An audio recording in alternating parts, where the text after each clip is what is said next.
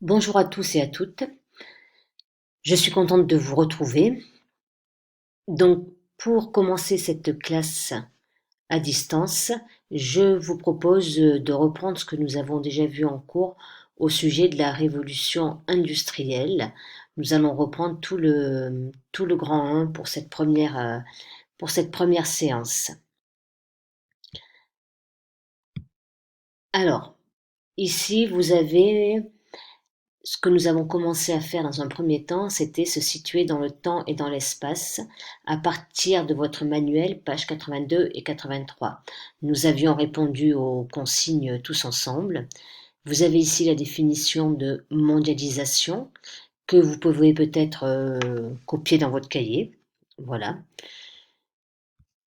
L'introduction, suivie de la problématique. L'introduction, vous l'aviez aussi déjà notée, ça vous permet de voir si vous aviez bien tout noté. La première partie concerne donc le 19e siècle, c'est le siècle de l'industrialisation. Donc en cours, nous avons vu dans un premier temps l'exemple de la ville de Manchester, une ville industrielle du 19e siècle, qui était basée sur l'industrialisation, l'industrie textile et l'industrie lourde, c'est-à-dire la fabrication de locomotives, de rails pour le chemin de fer, etc. Ce sont des industries qui correspondent plutôt à la première révolution industrielle basée sur le charbon et l'acier, avec en particulier l'innovation technologique qu'est la machine à vapeur. La deuxième partie de ce grand 1 concerne une innovation donc de cette première révolution industrielle qui est le chemin de fer. Le chemin de fer avec la locomotive à vapeur qui, comme je vous l'ai dit, a pu être inventé grâce à l'invention de la machine à vapeur. Cette invention du chemin de fer a bouleversé aussi les transports du 19e siècle.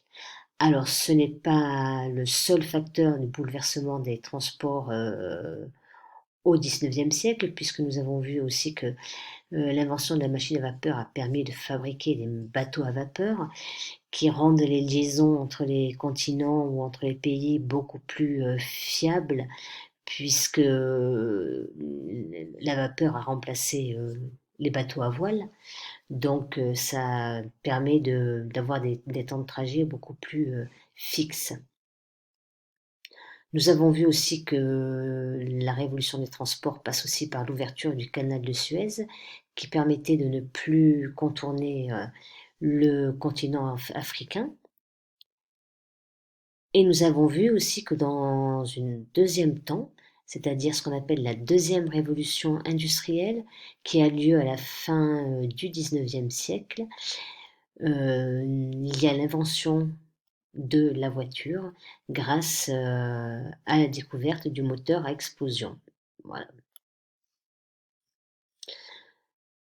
Donc je vous avais donné une photocopie sur laquelle il y avait des questions et nous avons répondu à ces questions en classe la semaine dernière. Alors, en guise de corrigé, je vous propose cette diapositive qui vous permet de voir quels sont les changements apportés par le chemin de fer au niveau des emplois, de l'économie et de la société. Et je vous propose aussi de recopier cette diapositive dans votre cahier. Je vous ai mis là quelques exemples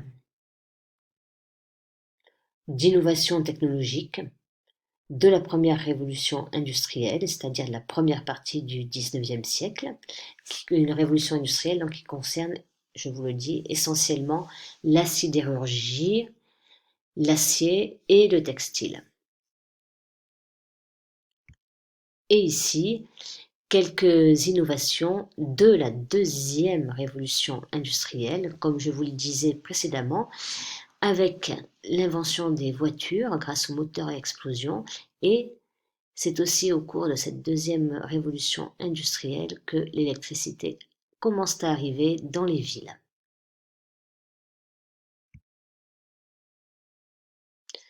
Vous avez aussi ici des exemples sur la nouvelle manière de produire, donc la mécanisation des usines textiles. On passe de l'artisanat, c'est-à-dire la production dans des petits ateliers, voire même en ce qui concerne le textile, de la production euh, au sein de la maison, puisque souvent c'était les femmes qui faisaient ça, qui tissaient la laine, qui filaient la laine plutôt, à comment dire, la fabrication en grande quantité dans un même espace avec la naissance de l'usine.